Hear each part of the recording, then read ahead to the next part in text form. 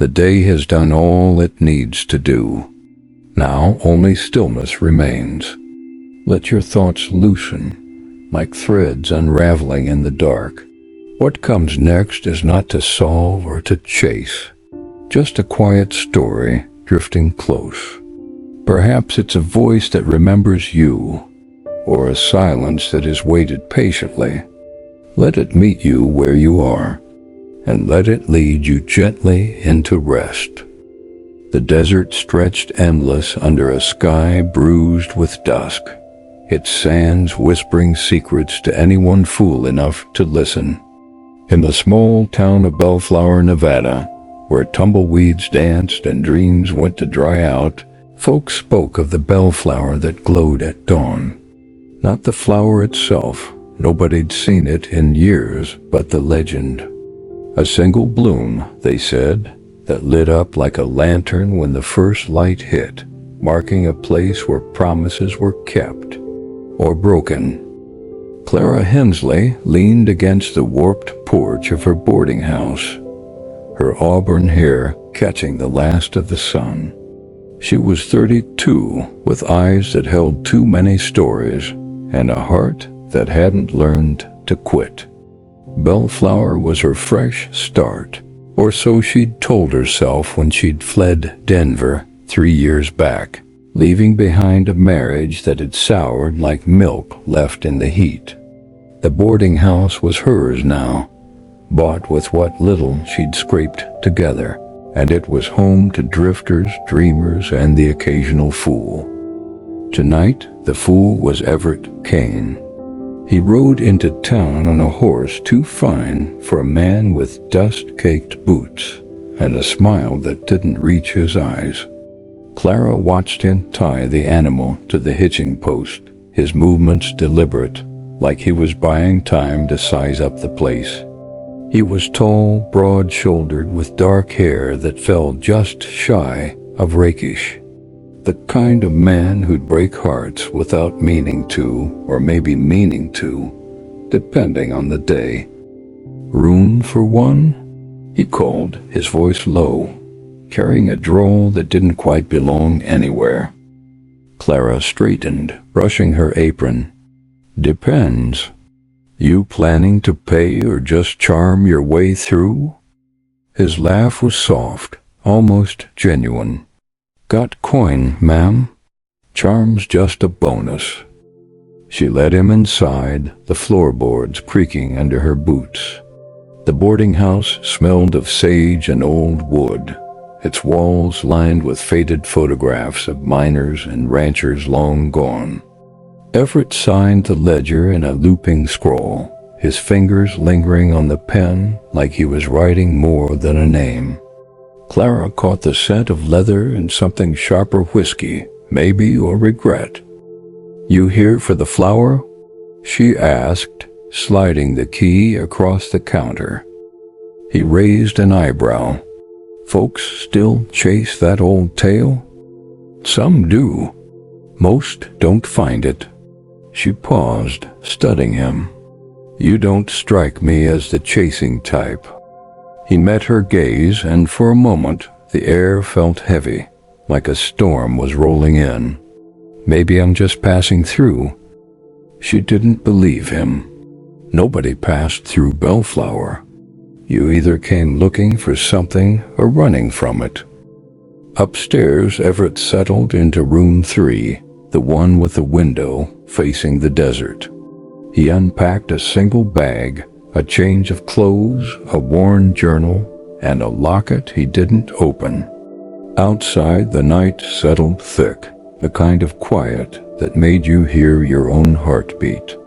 Clara, back on the porch, stared at the horizon where the bellflower was said to bloom. She'd never looked for it herself. Legends were for fools, and she'd sworn off folly after Denver. But something about Everett Kane stirred her, like a pebble dropped in still water. Maybe it was the way he looked at her, like he saw more than a woman pouring coffee and mending sheets. Or maybe it was the weight in his voice, hinting at a story he wasn't ready to tell. Across town, in the saloon, old Amos Whitlock nursed a beer and muttered about the flower. "It ain't just a bloom," he slurred to nobody in particular. "It's a marker. Shows where the heart got broke so bad it left a glow." The bartender, Lucy, rolled her eyes but didn't argue.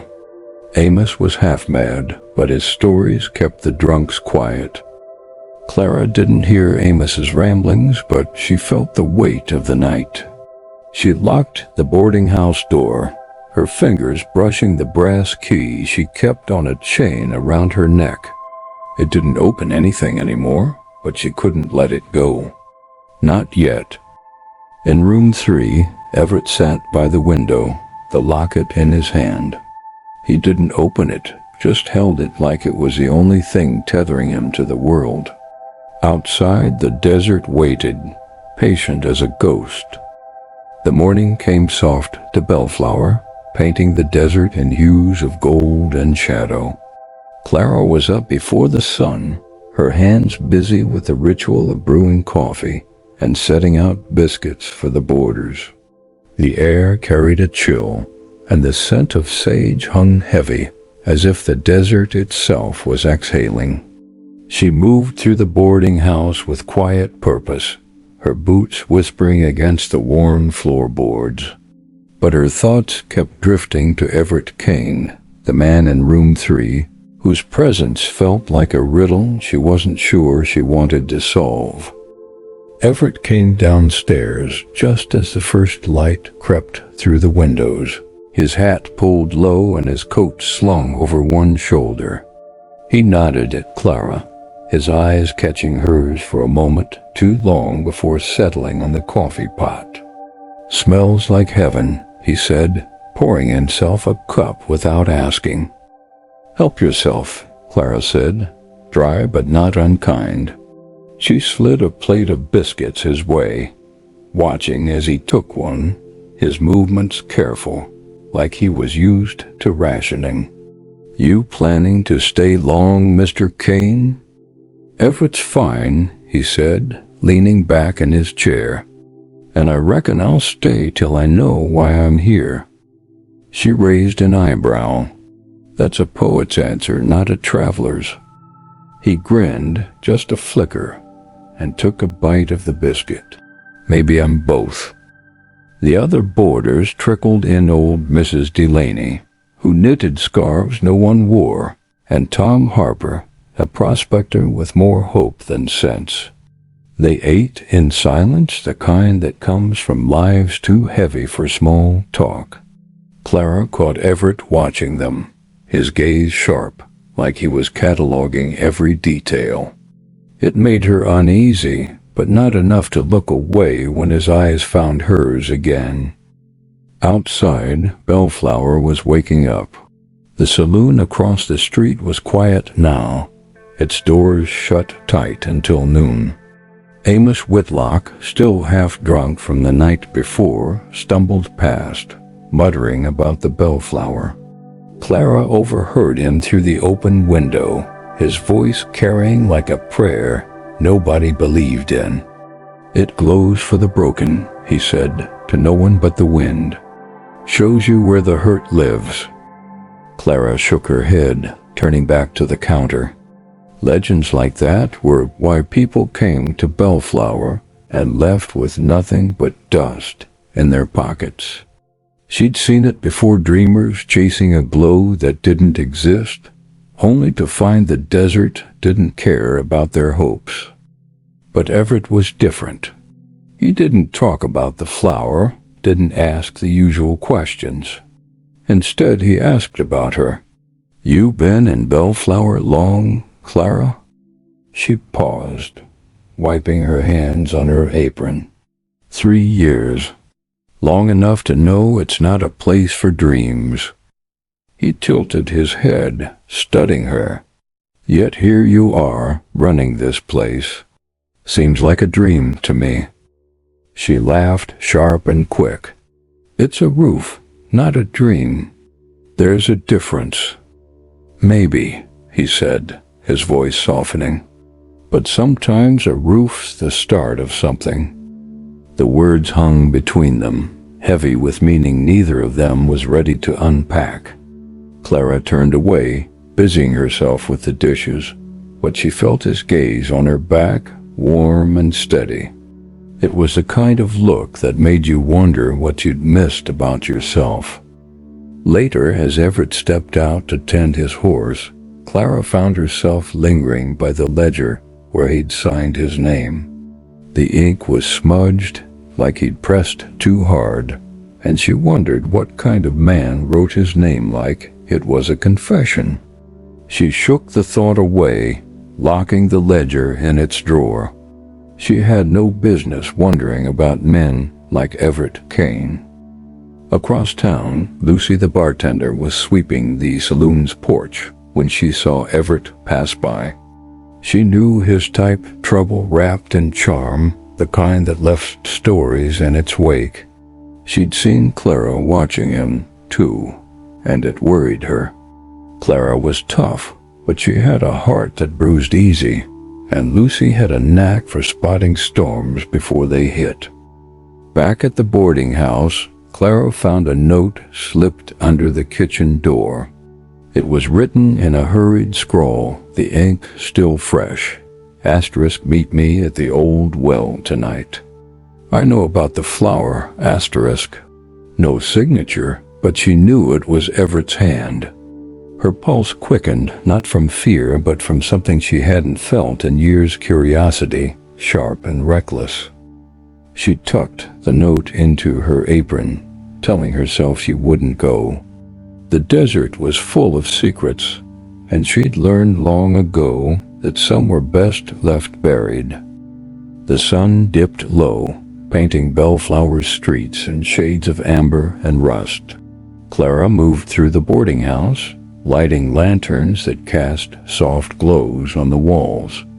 The air was thick with the scent of dust and cooling earth, and the quiet hum of evening settled over the town.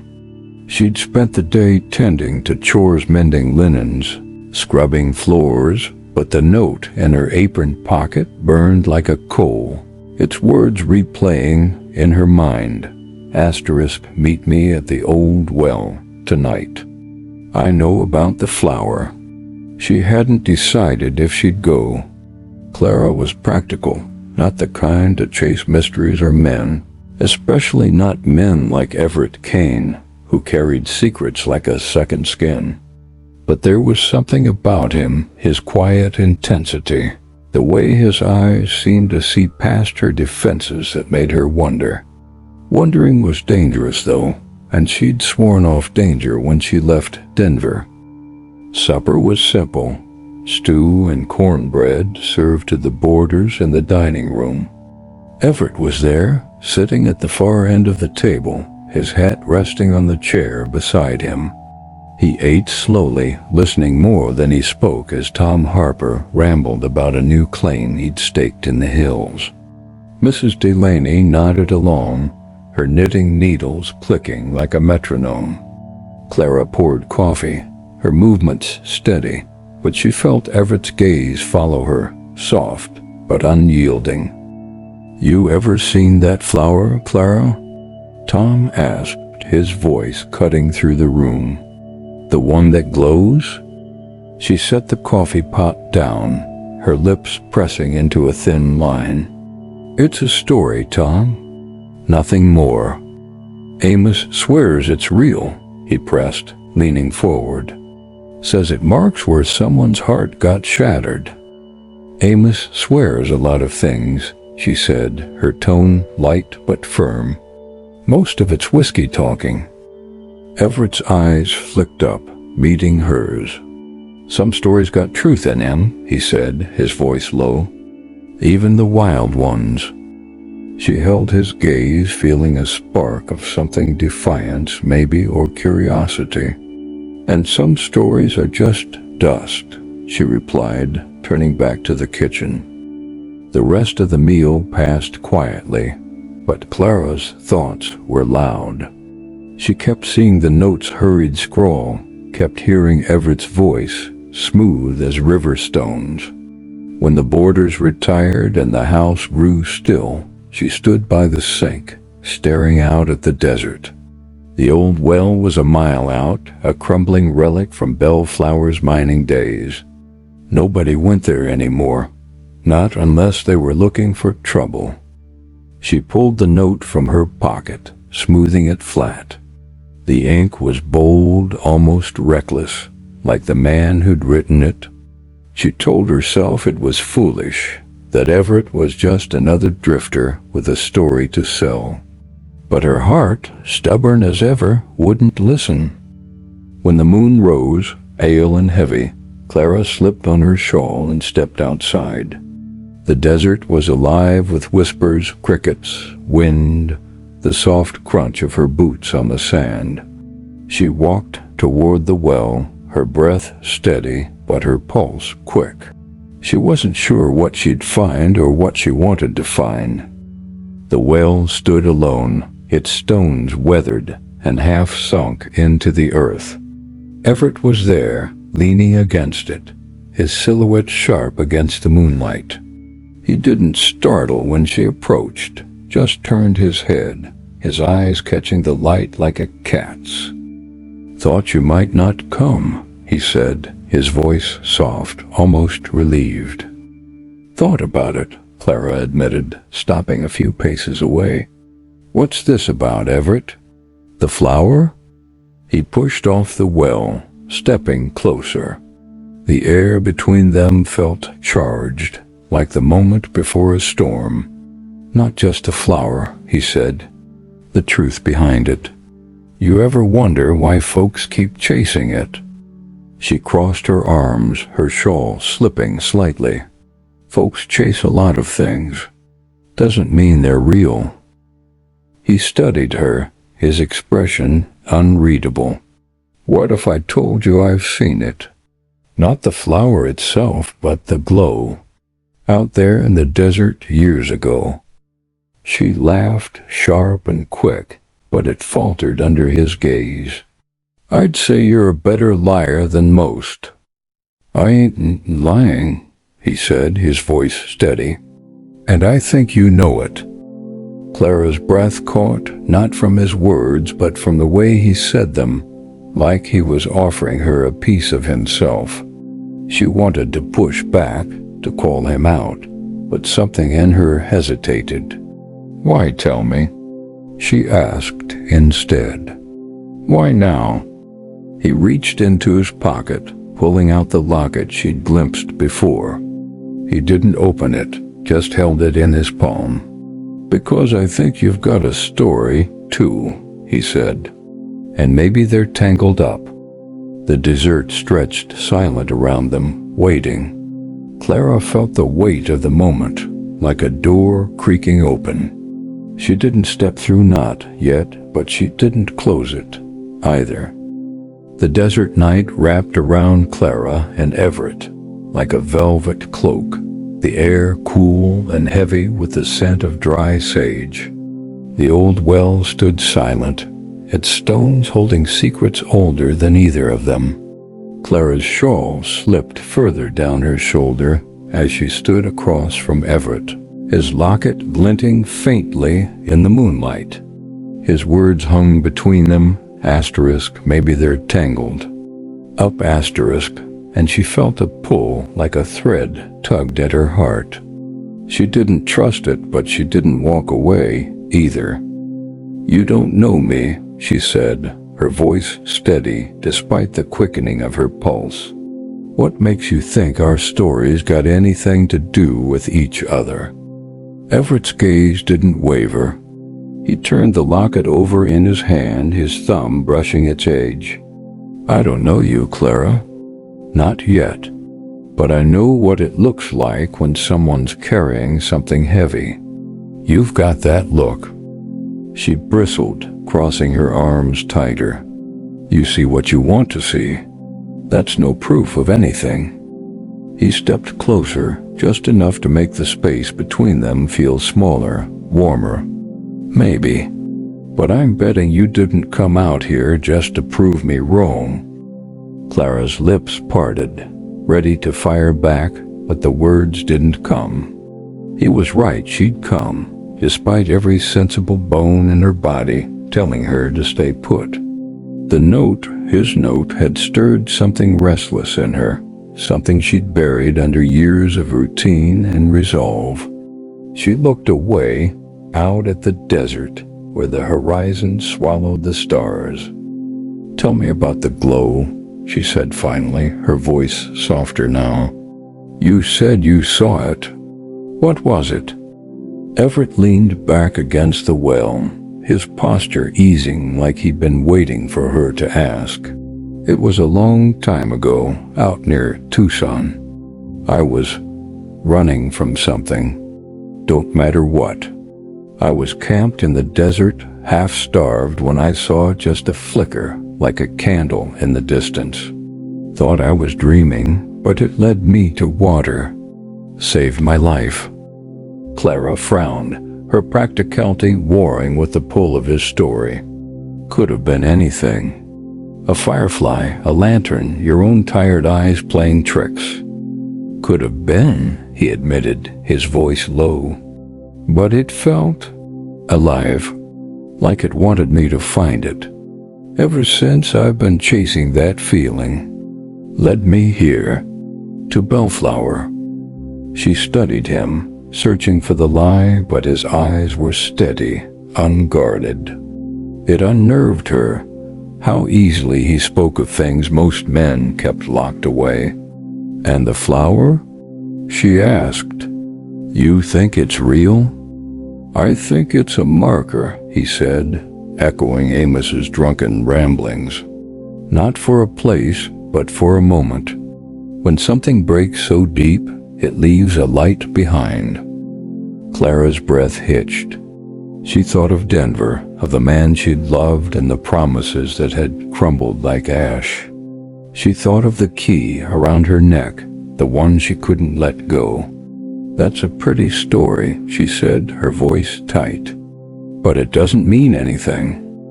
Everett didn't argue. Instead, he held out the locket, not opening it, just offering it for her to see. "This belonged to someone I lost," he said.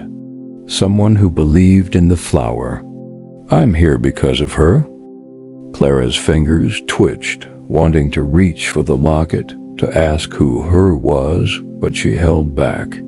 "I don't chase legends," she said, stepping back.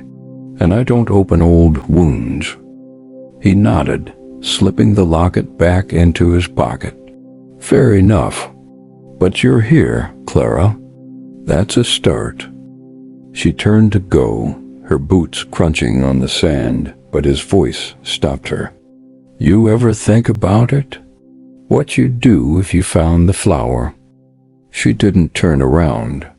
"I don't need a flower to tell me what's broken," she said, and walked back toward the boarding house.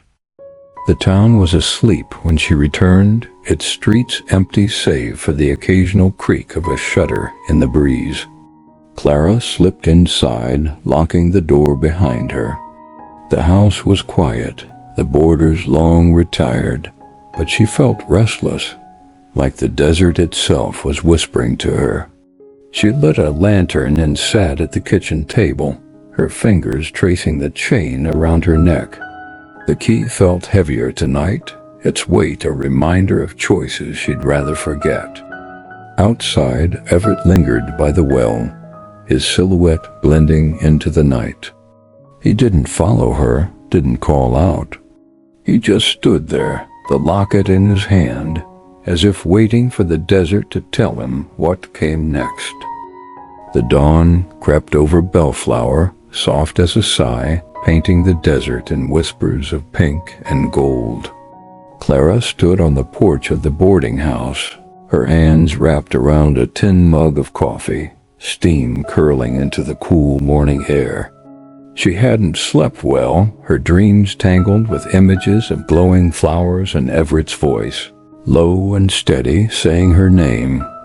The key around her neck felt like a stone, heavy with memories she'd rather leave buried.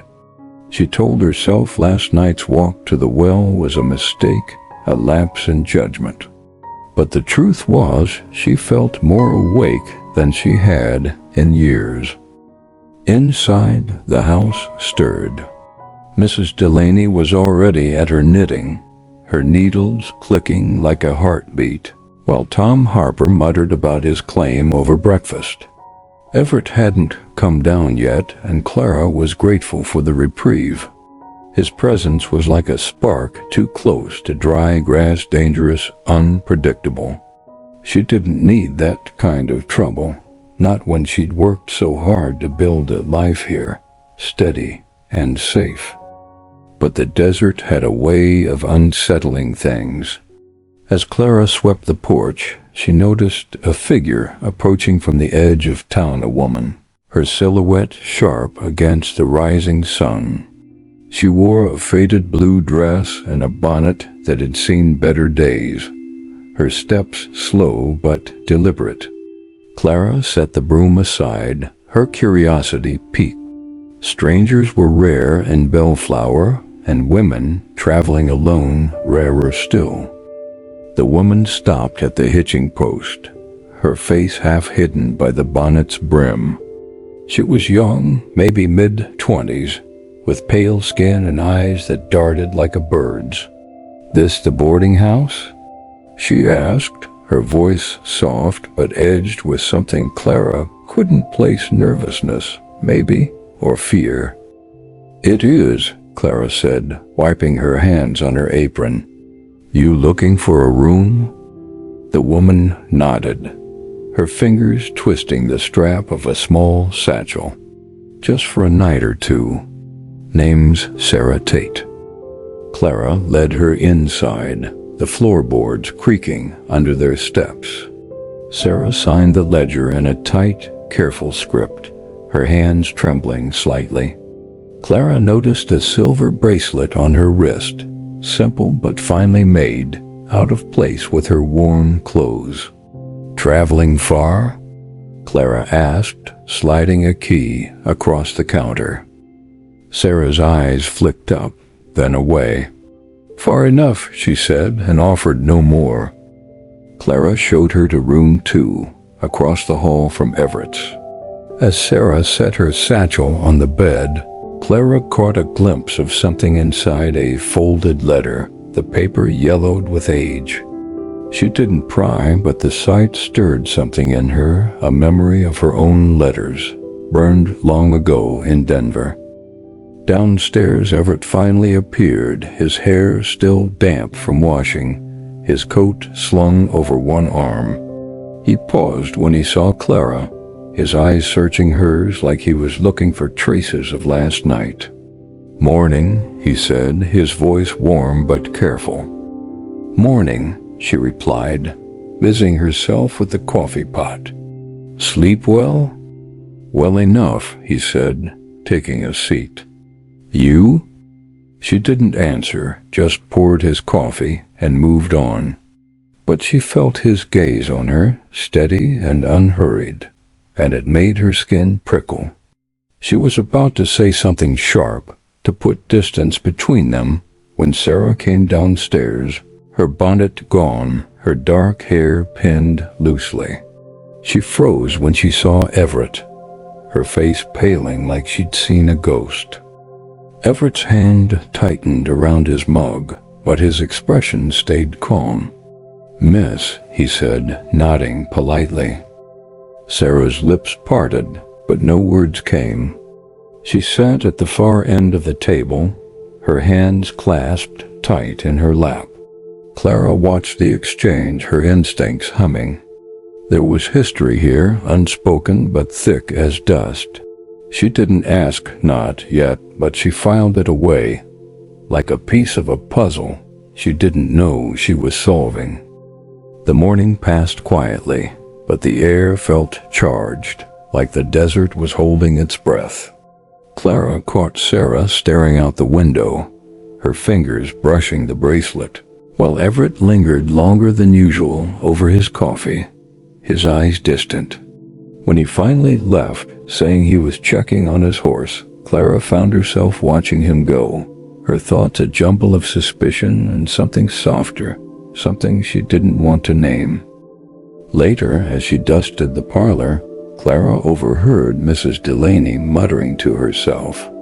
"That girl's running from something," the old woman said, her needles never pausing. "Mark my words, Clara. Trouble follows trouble." Clara didn't respond, but she felt the truth of it settle in her bones. She thought of the well, of Everett's locket, of Sarah's trembling hands, and somewhere out in the desert the bellflower waited, its glow a promise or a warning. The afternoon sun hung heavy over Bellflower, casting long shadows that stretched like fingers across the desert. Clara moved through the boarding house, her hands busy with the familiar tasks of folding linens and wiping down tables, but her mind was elsewhere. The air felt thick, not just with heat, but with the weight of unspoken things, Sarah's pale face at breakfast, Everett's guarded nod, the tension that crackled between them like dry lightning. Clara didn't like mysteries, but she couldn't shake the feeling that she was standing at the edge of one. She was in the kitchen kneading dough for supper's bread when Sarah appeared in the doorway. The young woman's bonnet was back on, pulled low, but her eyes were bright, restless. "Mind if I sit?" she asked, her voice soft but strained. Clara nodded, dusting flour from her hands. "Plenty of room," she said, gesturing to the table. Sarah sat, her fingers tracing the grain of the wood, her bracelet catching the light. Clara worked in silence, giving her space to speak or stay quiet. Some folks needed time to unravel, and Sarah looked like she was holding herself together with thread. "You ever feel like you're running from something you can't name?" Sarah said at last, her voice barely above a whisper. Clara paused, her hands still on the dough. "More than I'd care to admit," she said, meeting Sarah's gaze. "You running, Sarah?" Sarah's lips twitched, not quite a smile. "Feels like it. Been moving so long I forgot what standing still's like." Clara nodded, recognizing the ache in her words. She'd felt it herself those first months after Denver, when every mile she put between her and her past seemed to pull her heart thinner. "Bellflower's a good place to catch your breath," she said. "If you let it." Sarah's eyes flicked to the window, where the desert shimmered in the heat. "I don't know if I can," she said. "Not with him here." Clara's hands stilled. "Everett?" Sarah nodded, her fingers tightening around her bracelet. "We knew each other. Back in Tucson. Things didn't end well." Clara leaned against the counter, her practical side urging her to stay out of it, her curious side winning. "Want to tell me what happened?" Sarah hesitated, her gaze distant. "He was different then. Kinder, or so I thought. We were young, made promises we couldn't keep. When it fell apart, I left. Thought I'd never see him again." Clara felt a pang, not just for Sarah, but for herself, for the promises she'd once believed in. "And now he's here," she said, her voice gentle. "What's that mean for you?" Sarah shook her head. "I don't know. But seeing him, it's like opening a door I thought was locked." Clara didn't push further. She went back to her dough, giving Sarah the quiet she seemed to need. But her thoughts churned. Everett's locket, his talk of the bellflower, his steady gaze, it all felt tied to Sarah, to whatever had broken between them. And Clara, despite herself, was starting to care. Later, as the boarders gathered for supper, Everett was absent. Tom Harper grumbled about it, saying he'd seen him riding out toward the hills. "Probably chasing that fool flower," he muttered, sopping up stew with his bread. Mrs. Delaney just knitted, her eyes sharp, like she was piecing things together without saying a word. Sarah ate little, her eyes darting to the empty chair where Everett usually sat. Clara watched her, feeling a mix of protectiveness and unease.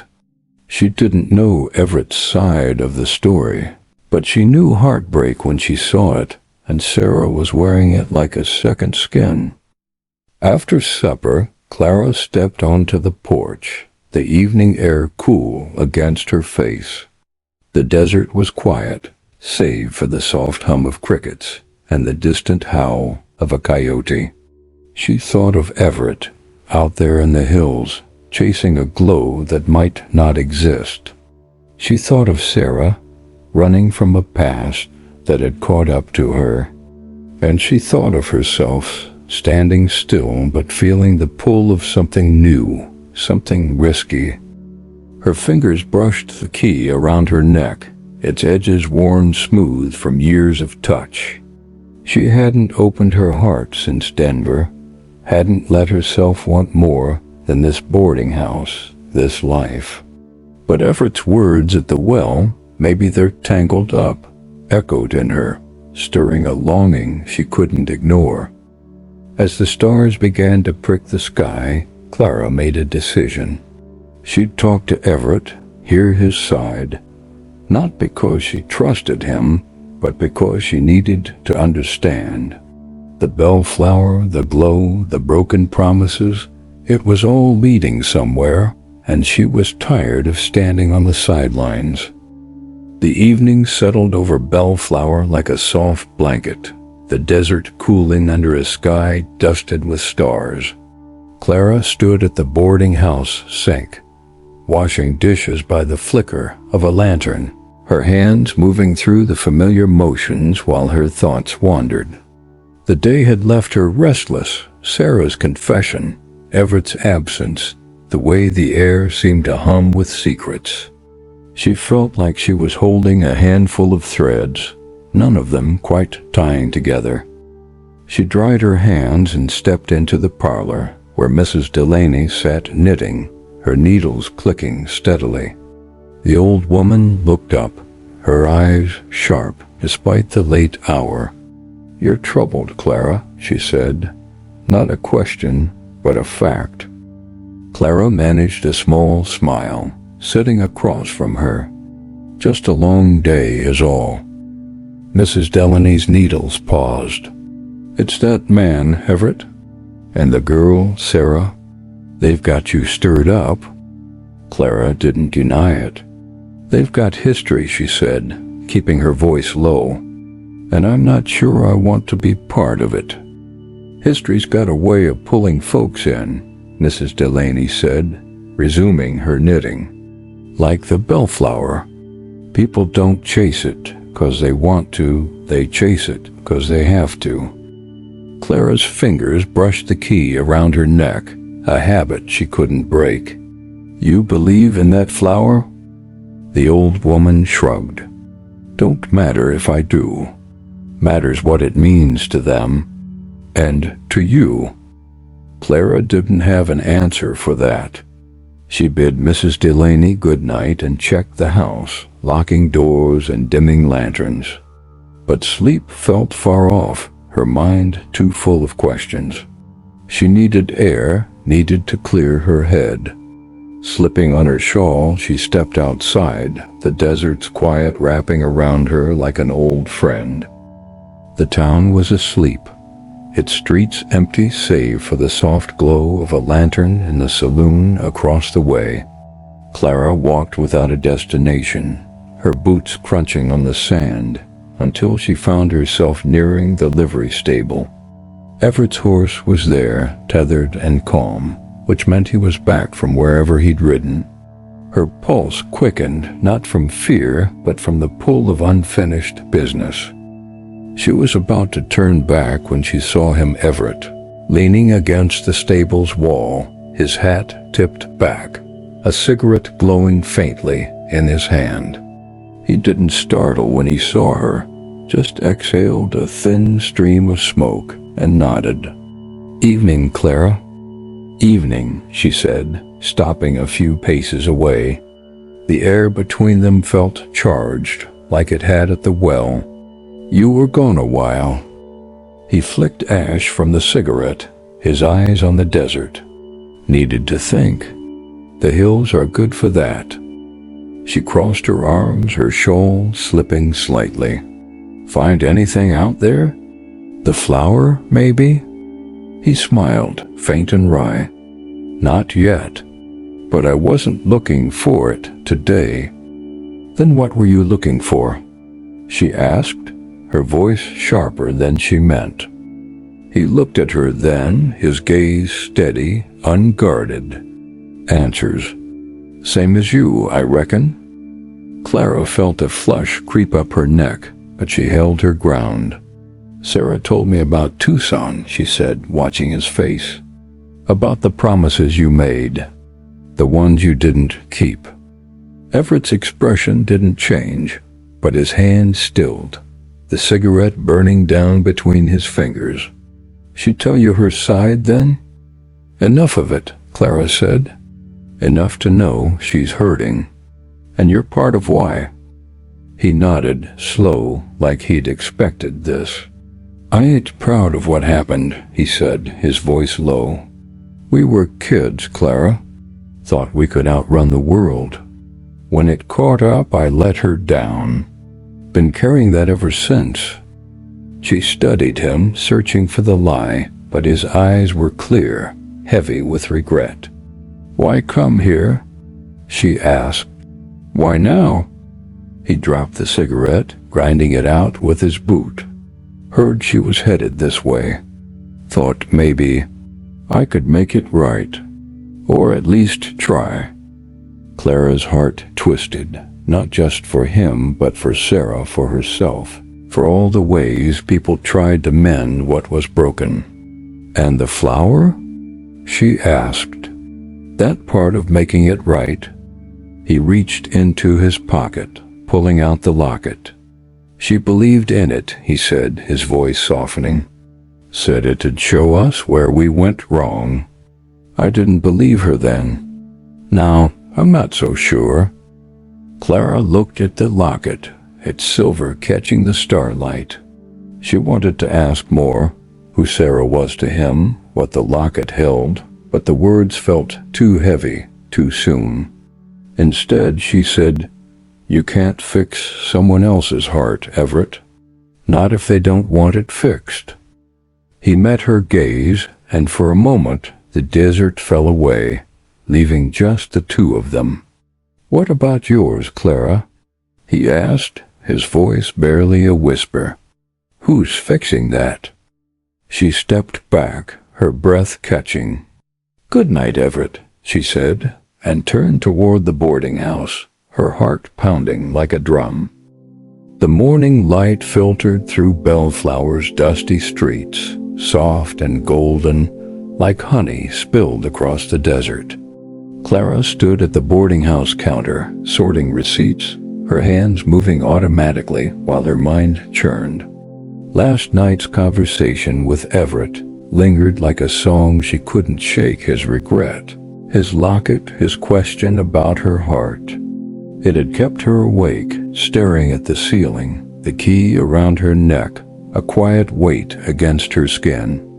She didn't want to care about Everett's past or Sarah's pain, but she did, and that scared her more than she'd admit. The house was quiet, the boarders slow to rise. Mrs. Delaney was in her usual chair, knitting a scarf that seemed to grow longer with every day, her eyes flicking to Clara now and then, like she sensed the storm brewing. Tom Harper was out at his plane, chasing dreams as futile as the Bellflower itself. Sarah hadn't come down yet, and Everett was nowhere to be seen. Clara was grateful for the stillness. It gave her space to think, even if her thoughts were a tangle. She was wiping down the counter when the door creaked open, and Lucy, the saloon's bartender, stepped inside. Lucy was a tall woman, with a no-nonsense braid and eyes that saw too much. She carried a basket of apples, a rare treat in Bellflower, and set it on the counter with a thud. "Figured you could use these," she said, her voice warm but edged with concern. "You look like you need something sweet." Clara managed a smile, taking an apple. "You didn't have to, Lucy." "Didn't have to, but I wanted to," Lucy said, leaning against the counter. "Heard you were out late last night with that Kane fella." Clara's hand stilled, the apple cool against her palm. "Word travels fast. Always does in a town this small," Lucy said, her eyes narrowing. "He's trouble, Clara. Got that look about him. And that girl, Sarah, she's got the same shadow." Clara sighed, setting the apple down. "They've got history. I'm not sure it's my business." Lucy raised an eyebrow. "It's your business if they're under your roof. You've got a good heart, Clara, but it's been bruised before. Don't let him drag you into their mess." Clara didn't answer, but Lucy's words hit close. She thought of Denver, of the man who'd promised her forever and left her with nothing but a key and a heart full of cracks. She'd come to Bellflower to start over, not to get tangled in someone else's story. But Everett's gaze, Sarah's trembling hands, they were pulling her in, whether she liked it or not. The day wore on, slow and heavy. Sarah came downstairs at noon, her face pale but composed, her bracelet glinting as she poured herself coffee. She didn't mention Everett, and Clara didn't ask. But when Sarah slipped out to the porch, Clara noticed her pause, staring toward the hills where Everett had ridden the day before. There was longing there, and fear, and Clara recognized both. Everett returned in the afternoon, his boots dusty, his hat pulled low. He nodded at Clara as he passed through the parlor, his eyes catching hers for a moment before he headed upstairs. She wanted to call him back, to ask what he'd been looking for in the hills, but she held her tongue. Instead, she busied herself with supper preparations, chopping vegetables with a rhythm that steadied her nerves. At supper, the air was thick with unspoken words. Sarah sat across from Everett, her eyes fixed on her plate, while he ate slowly, his gaze drifting between her and Clara. Tom Harper filled the silence with talk of his claim, but even he seemed to sense the tension, his stories trailing off. Mrs. Delaney just knitted, her needles a quiet counterpoint to the unease. After the meal, Clara found Everett lingering in the kitchen, washing his own plate, a small gesture, but one that surprised her. "You don't have to do that," she said, drying her hands on her apron. "Habit," he said, setting the plate aside. "My ma raised me to clean up my own messes." Clara leaned against the counter, studying him. "You cleaning up a mess now, Everett? With Sarah?" He looked at her, his eyes steady but tired. "Trying to. Don't know if it's possible, but I owe her that much." She nodded, her fingers brushing the key at her neck. "Some messes don't clean up easy," she said, "but trying's a start." He smiled, faint and real. "You're a good woman, Clara. Don't let this town fool you into thinking otherwise." The words caught her off guard, warm and sharp all at once. She turned away, busying herself with the dishes, but her heart was loud in her chest. Outside, the desert whispered, and somewhere the bellflower waited, its glow a promise she wasn't sure she believed in. The twilight draped Bellflower in a hush, the desert air cooling as stars began to prick the sky. Clara sat on the boarding house porch, a shawl around her shoulders, her hands idle for once. The day had been long, filled with the quiet weight of watching Sarah and Everett orbit each other, her guarded glances, his careful distance. Clara felt like she was holding a fragile thing, a story she hadn't asked to be part of but couldn't walk away from. The key at her neck was a steady reminder of her own past, its edges worn but sharp in her memory. Inside, the house was settling. Mrs. Delaney had retired early, her knitting left in a neat pile, while Tom Harper was at the saloon, likely spinning tailies for anyone who'd listen. Sarah was in her room, the door closed, and Everett had slipped out after supper, saying he needed air. Clara knew that kind of need. It wasn't just air you were after, but space to wrestle with thoughts too heavy for four walls. She was about to head inside when she heard footsteps, soft but deliberate, coming from the street. It was Sarah, her bonnet gone, her dark hair loose and catching the starlight. She stopped at the porch steps, her hands clasped tight, her bracelet glinting faintly. "Can we talk?" she asked, her voice small but steady. Clara nodded, gesturing to the chair beside her. "Sit. It's a good night for talking." Sarah sat, her posture rigid, like she was bracing for a storm. The desert stretched silent around them, its vastness both comforting and daunting. Clara waited, giving her time, knowing some truths needed to be coaxed out slow. "I saw him today," Sarah said at last, her eyes fixed on the horizon. "Everett, out by the livery. He didn't see me, but I couldn't look away." Clara's heart gave a quiet twist. "What did you feel, seeing him?" Sarah's fingers brushed her bracelet, a nervous habit. "Angry, sad, and something else. Like I missed him, even after everything." Clara nodded, recognizing the ache. "Love's a stubborn thing," she said. "Doesn't always care what's good for you." Sarah's lips twitched, not quite a smile. "You sound like you know." "I do," Clara admitted, her voice soft. "Had my heart broken once. Took a long time to stop missing what wasn't mine anymore." Sarah looked at her then, her eyes searching.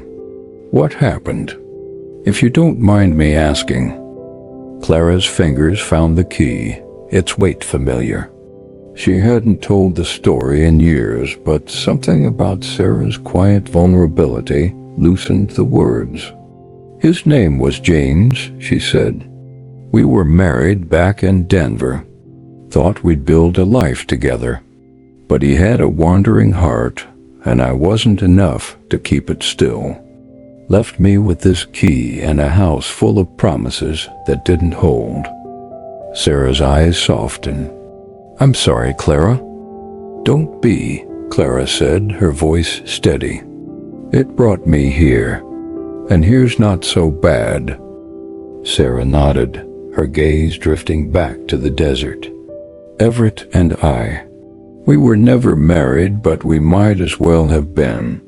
He promised me the world, said we'd find the Bellflower together. When it fell apart, I ran. Thought I could outrun the hurt." Clara leaned back, the porch creaking under her. "And now he's here, trying to make it right." Sarah's hands tightened in her lap. "I don't know if he can, but I don't know if I want him to stop trying either." The words hung between them, raw and true. Clara felt a surge of protectiveness, not just for Sarah, but for the part of herself that still remembered what it was to hope. "You don't have to decide tonight," she said. "Give it time. The desert's patient." Sarah nodded, her shoulders easing slightly. "Thank you, Clara, for listening." "For listening?" Clara smiled, small but warm. "Any time." Sarah stood, brushing her skirt, and headed back inside, her steps lighter than before. Clara stayed on the porch, her thoughts swirling. She thought of Everett out there in the night, carrying his own regrets. She thought of the bellflower, its glow a story of broken things made beautiful. And she thought of herself, standing at a crossroads she hadn't seen coming. The desert whispered, soft and endless, and Clara felt it settle in her bones. She wasn't chasing the flower, not like Everett or Sarah, but she was chasing something, maybe peace, maybe truth. Whatever it was, it felt closer tonight. The morning broke gentle over Bellflower, the desert bathed in a soft glow that made the world feel new. Clara was in the kitchen, her hands dusted with flour as she shaped biscuits, the rhythm of her work a quiet anchor. The boarding house hummed with its usual sounds, Mrs. Delaney's needles clicking in the parlor, the creak of floorboards as Tom Harper shuffled downstairs. But Clara's thoughts were on last night's talk with Sarah, the raw ache in her voice, and the shadow of Everett that loomed over them both. The key at Clara's neck felt heavier today, a reminder that her own heart wasn't as settled as she'd like. Sarah came down early, her face still pale, but her eyes clearer, like she'd wrestled with her ghosts and come to a truce. She poured herself coffee, her bracelet catching the light, and offered Clara a small nod. "Morning," she said, her voice soft but steady. "Morning," Clara replied, sliding a plate of biscuits her way. "Sleep okay?" Sarah's lips twitched. "Better than I expected." Clara didn't press, just nodded and went back to her work. She was glad for Sarah's calm, but she couldn't shake the feeling that the air was holding its breath, waiting for something to shift. Everett appeared soon after, his hat in hand, his boots cleaner than they'd been in days. He paused in the doorway, his eyes flicking between Clara and Sarah, like he was gauging the temperature of the room. "Ladies," he said, his voice warm but cautious, and took a seat at the table. Sarah tensed, her fingers tightening around her mug, but she didn't look away. Clara watched the exchange, her instincts humming. There was a fragility here, a moment that could tip either way. She poured Everett coffee, her movements deliberate, giving them space to navigate whatever this was. "Headed out again today?" Clara asked, breaking the silence as she set the pot down. Everett nodded, taking a sip. "Thought I'd ride out to the old mine. See what's there?" Sarah's head lifted, her eyes narrowing slightly. "The mine? Why?" Everett met her gaze, his expression unreadable. "Heard some talk at the saloon. Folks say the bellflower used to grow near there, back when the mine was active." Sarah's lips parted, but she didn't speak. Clara saw the flicker in her eyes, memory, maybe, or hope. "That's just Amos talking," Clara said, her tone light but firm. "He's got a story for every rock in this desert." "Maybe," Everett said, his voice low, "but stories start somewhere." The words hung heavy, and Clara felt their weight. She thought of her own story, of James in Denver, of the key she couldn't let go. She thought of Sarah and Everett, their promises and their pain, and the flower that seemed to tie it all together. Breakfast passed quietly, the tension easing but not gone. Sarah excused herself, saying she needed air, and slipped out to the porch. Everett lingered, helping Clara clear the table, a small gesture, but one that felt deliberate, like he was looking for a reason to stay close. "You don't have to do that," Clara said, stacking plates in the sink. "No, I don't," he said, handing her a dish. "But I want to." She glanced at him, catching the warmth in his eyes, and felt a flush creep up her neck. You're full of surprises, Everett Kane." He smiled, faint but real.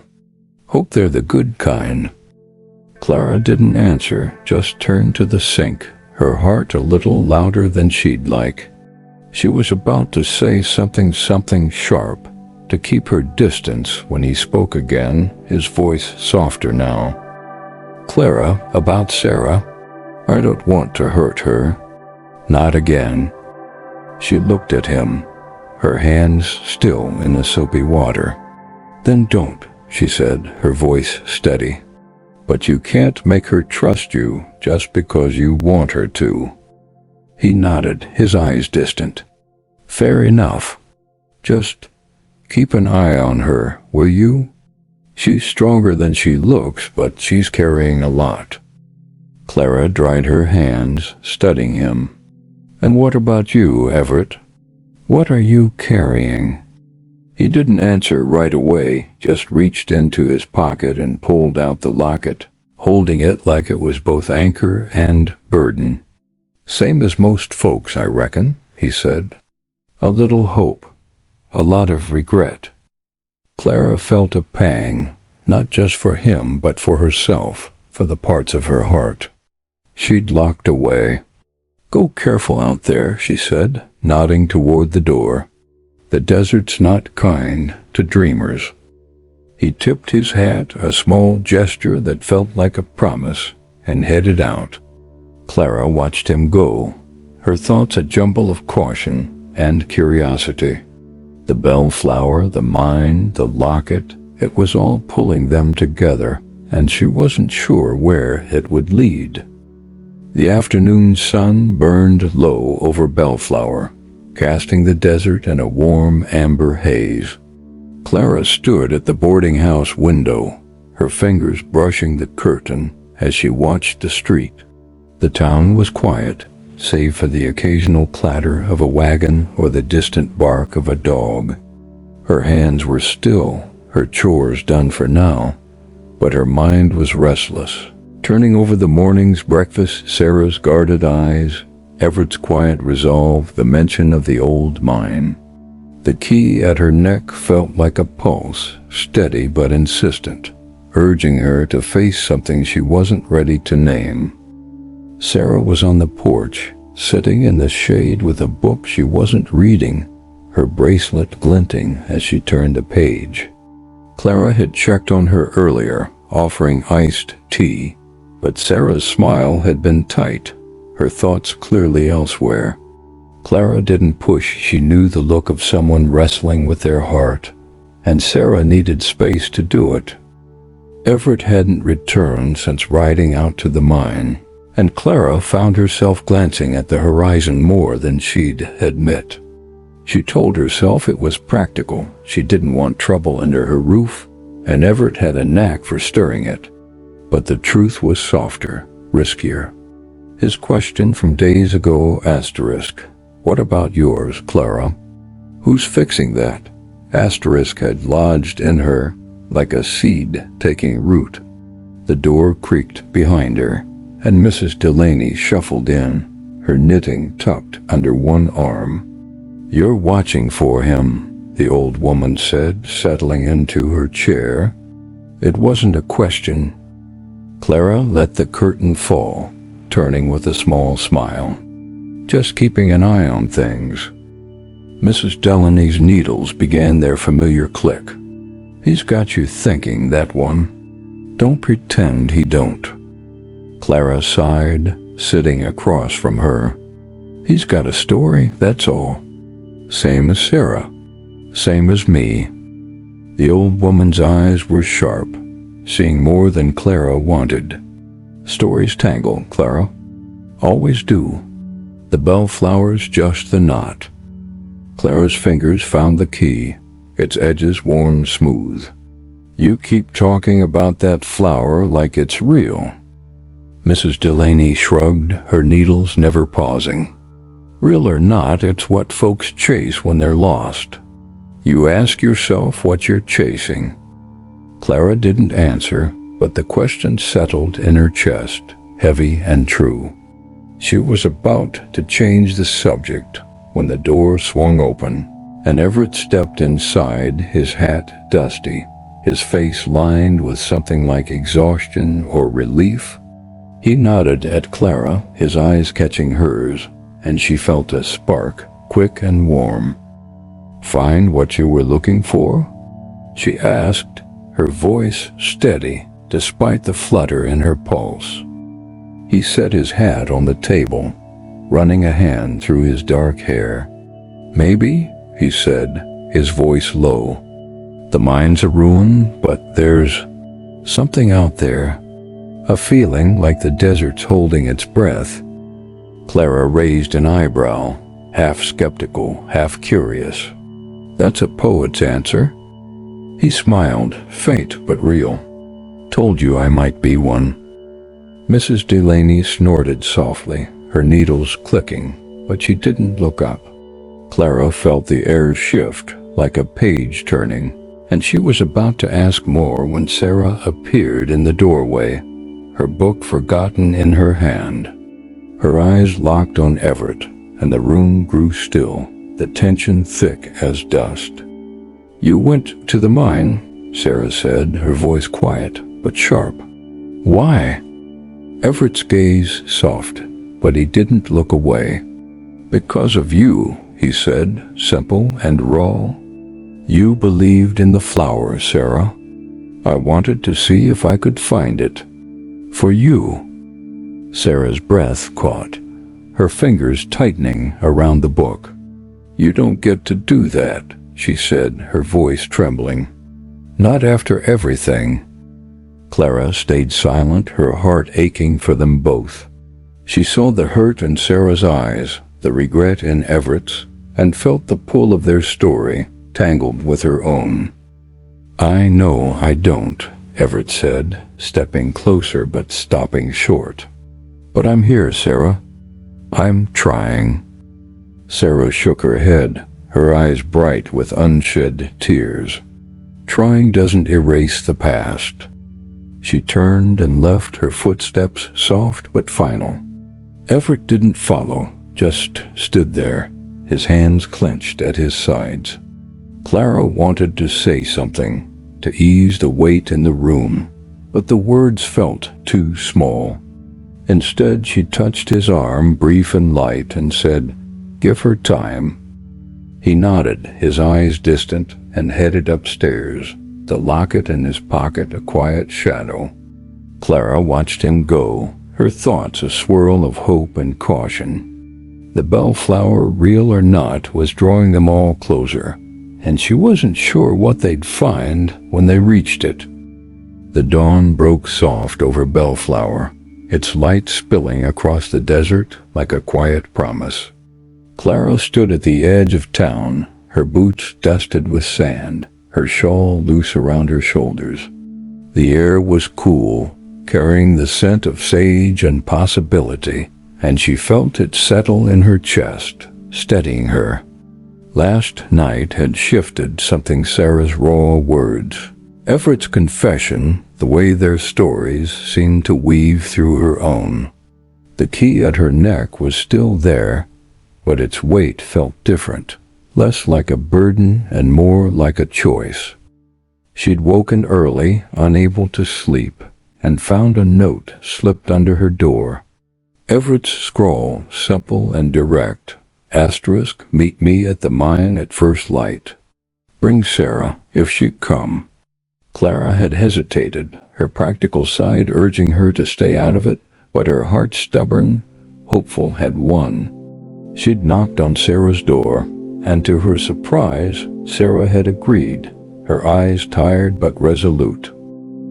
Now the three of them stood at the mouth of the old mine, its entrance a dark scar in the hillside. The desert stretched silent around them, the only sound the soft crunch of their steps and the distant call of a hawk. Everett held his locket, his thumb brushing its edge, while Sarah's bracelet glinted faintly, her hands clasped tight. Clara felt the weight of the moment, like they were standing at the edge of something vast and unknowable. "You sure about this?" Clara asked, her voice low, her eyes on Everett. He nodded, his gaze steady. If the flower's anywhere, it's here. Or at least, the truth is.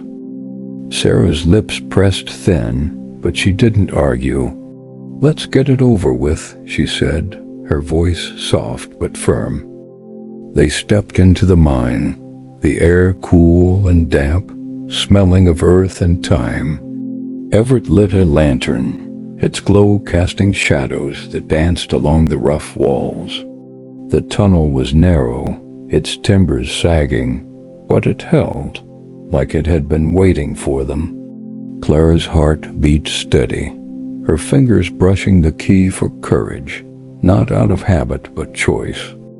They walked in silence, the lantern's light guiding them deeper.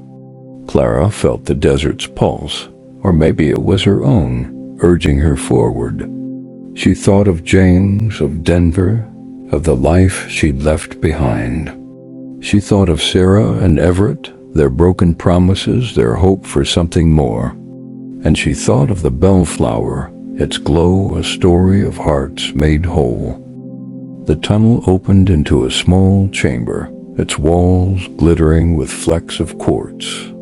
In the center, where a shaft of dawn light slipped through a crack above, was a single flower, small, delicate, its petals pale but shimmering faintly, like a candle in the dark. Clara's breath caught, her skepticism faltering. Sarah stepped forward, her eyes wide, while Everett stood still, his locket clutched tight. "It's real," Sarah whispered, her voice trembling with wonder. "All this time?" Everett's eyes were on her, not the flower.